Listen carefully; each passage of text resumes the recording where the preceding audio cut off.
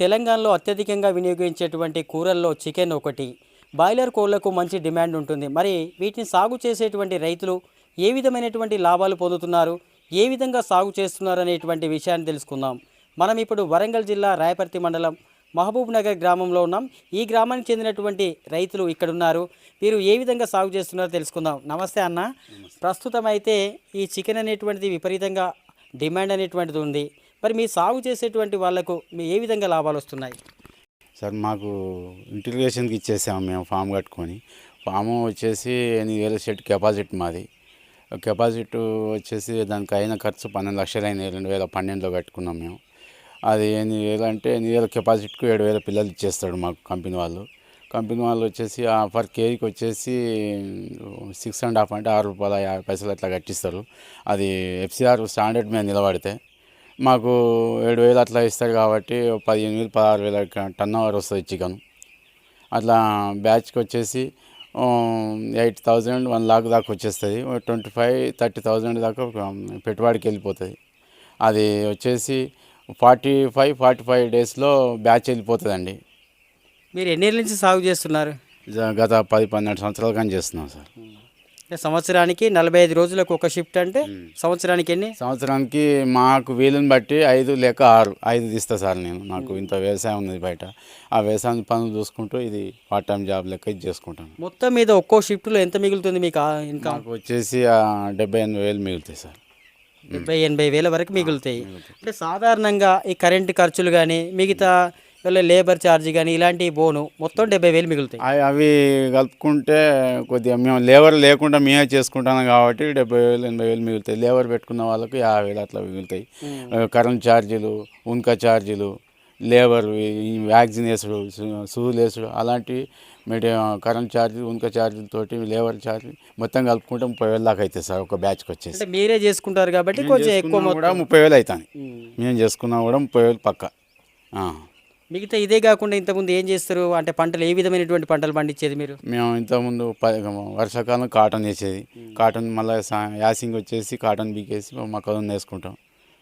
మిగతా పంటలతోటి పోలిస్తే ఈ కోళ్ళ ఫామ్ పెట్టడం అనేటువంటిది లాభమా లేకుంటే వ్యవసాయం చేసుకుంటే బాగుండు అనిపించిందా ఎప్పుడైనా? వ్యవసాయానికి అనుసంధానంగా ప్రత్యామ్నాయం ఉండాలి. ఓన్లీ వ్యవసాయం మీదనే మనం బతకలేము.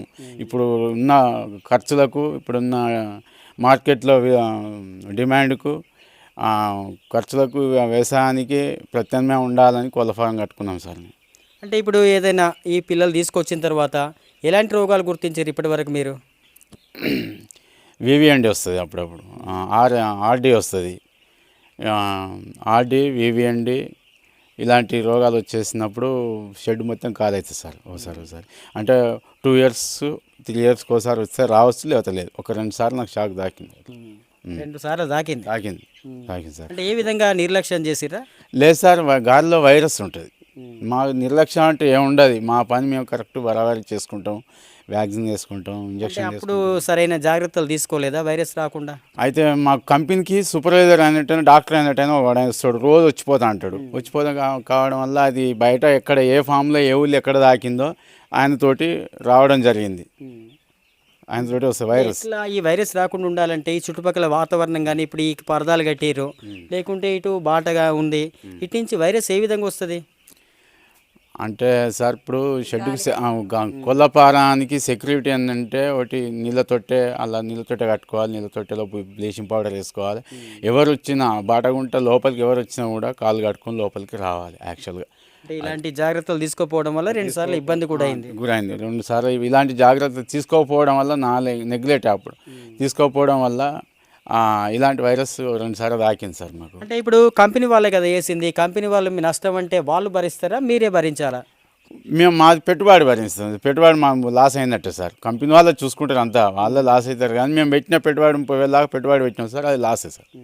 అంటే మీకు ఈ కోళ్ళ ఫామ్లో 12 ఏళ్ళ అనుభవం ఉంది కదా. అంటే మొట్టమొదట ఒక వ్యక్తి కొత్త వాళ్ళు ఎవరైనా ఇప్పుడు కోళ్ళ ఫామ్ పెట్టుకోవాలనుకున్నప్పుడు ఏ విధంగా మొదలు పెట్టాలి, ఎలా చేసుకోవాలి? సార్ అంటే షెడ్ కట్టుకోవడం సార్ కట్టుకున్నాం కదా అంటారా? కట్టక ముందు నుంచి కట్టక ముందు నుంచి సార్ గ్రామ పంచాయతీ పర్మిషన్ ఒకటి ఉండాలి సార్. ఆ షెడ్ కట్టుకోవాలనుకుంటే గ్రామ పంచాయతీ పర్మిషన్ తీసుకోవాలి. గ్రామ పంచాయతీ పర్మిషన్ ఉంటేనే కరెంటు వాడు పర్మిషన్ ఇస్తాడు సార్. కరెంటు ట్రాన్స్ఫారం పర్మిషన్ ఇస్తాడు.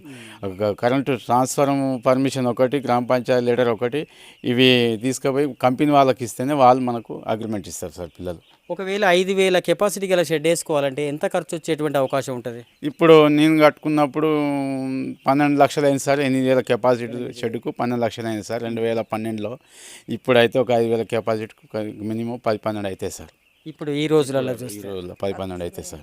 ఆ రోజుల్లో నేను 2012లో కట్టుకున్నప్పుడు 100 రూపాయల కూలి మనిషి ఉండే సార్.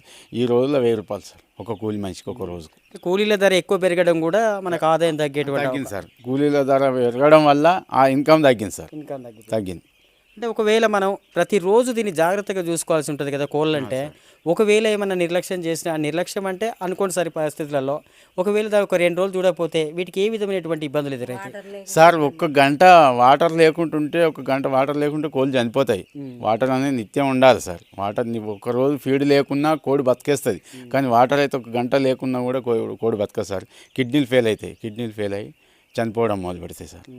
ఒకవేళ ఒక పిల్ల చనిపోయింది అనుకుందాం, ఒక పిల్ల ఆ చనిపోయినటువంటి సమయంలో దాన్ని తీసివేయి బయట వేయాలా, లేకపోతే దాని నుంచి ఏమైనా ఇబ్బందులు అయ్యేటువంటి పరిస్థితులు ఉంటాయి? తీసి బయట వేసుకోవాలి సార్. దానివల్ల దాని నుంచి ఇబ్బంది ఉంటుంది సార్. నాకు ఏదో రోగం వచ్చిందని చనిపోయింది. అది చనిపోయినప్పుడు ఆ కోళ్ళలు ఉండకూడదు. అది దాన్ని తీసుకొచ్చి పక్కకి వేసుకోవాలి సార్. పక్కకు ఒక పార్టిషన్ కట్టుకోవాలి, అది వేసుకోవాలి. అది వేసుకొని మా కోళ్ళ డాక్టర్ వచ్చినాడు దాన్ని తీసి వస్తాడు సార్. రోజుకు రోజు వస్తాడు, డే బై డే ప్రతిరోజు వస్తాడు. ఆ కోడిని ఏ విధంగా చనిపోయిందని దాన్ని పరీక్ష పెట్టి చెప్పి పలాంటి రోగం వచ్చింది దీనికి దాని దగ్గర మెడిసిన్ ఇస్తాడు సార్.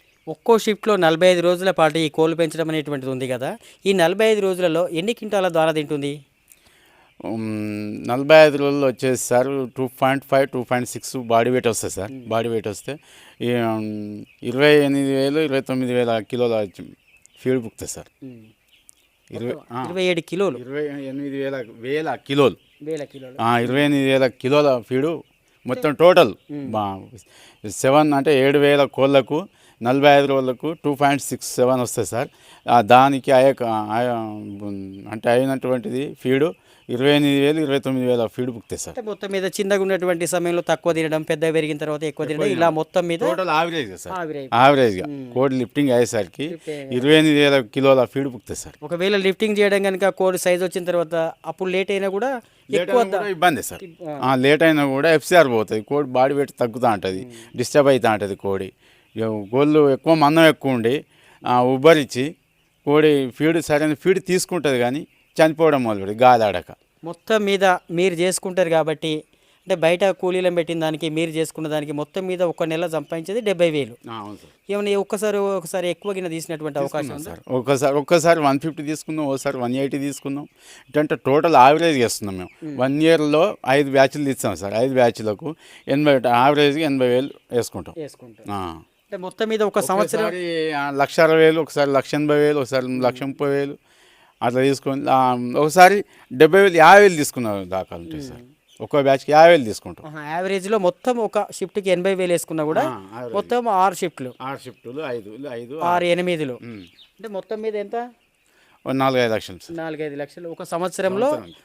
కనీసం తక్కువైనా కూడా 4 లక్షలు సంపాదించేటువంటి 4 లక్షలు సార్. అంటే మొత్తం మీద 4 లక్షలు 5 లక్షలు వేసుకుందాం అంటే నెలకు కేవలం ఒక 40,000 రూపాయలు సంపాదించేటువంటి అవకాశం. అవును సార్. 40,000 వస్తుంది సార్. అంటే పెట్టుబడులు పోను, మాకు మిగిలింది ఇక్కడి వరకే చాలు, బాగానే ఉంది వ్యాపారం అనుకుంటున్నారా? ఇలాంటివి చేయడం మూలంగా ఇంకో వ్యాపారం చేస్తే బాగుండు అనిపించిందా? ఇప్పుడు నాకున్న కెపాసిటీ, నాకున్న స్టెమినా వరకు అయితే ఇది ఓకే అనుకుంటాను సార్. బయట ఇంకా ఏం చేయాలనుకుంటే ఫ్యూచర్లో ఇంకా ఆలోచన అనేది లేదు సార్. ఇప్పుడంతలోనైతే ఫామ్ చూసుకుంటాను. నాకు 7-8 ఎకరాల ల్యాండ్ ఉంది, అది చూసుకుంటాను. ఓకే అమ్మ, చెప్పండి అసలు పరిస్థితి అయితే. మరి ఈ కోళ్ళ ఫామ్ అనేటువంటిది, వీటి రోజు పనులు చూసుకోవడం అనేటువంటిది ఏమన్నా రిస్క్ తోటి కూడుకున్నదా, లేకుంటే ఇది ఏమన్నా ఈజీగానే చేసుకోవాలంటే రిస్కే ఉంటుంది? ఇక మన పని కాబట్టి మనం చేసుకుంటాం. కూలీలను పెట్టుకోకుండా రిస్క్ పడకుండా మాదే బయట పని పోకుండా మేమే చేసుకుంటాం. మీ పని మీరు చేస్తారు కాబట్టి కొంచెం ఎక్కువ మిగిలేటువంటి అవకాశం ఉంటుంది అంతే. అంటే అదే కూలీలను పెడితే మరి 30,000 వాళ్ళకే పోతే మిగిలేదే ఉంటుంది. మిగిలేదు కాబట్టి మేమే చేసుకుంటాం ఎక్కువ.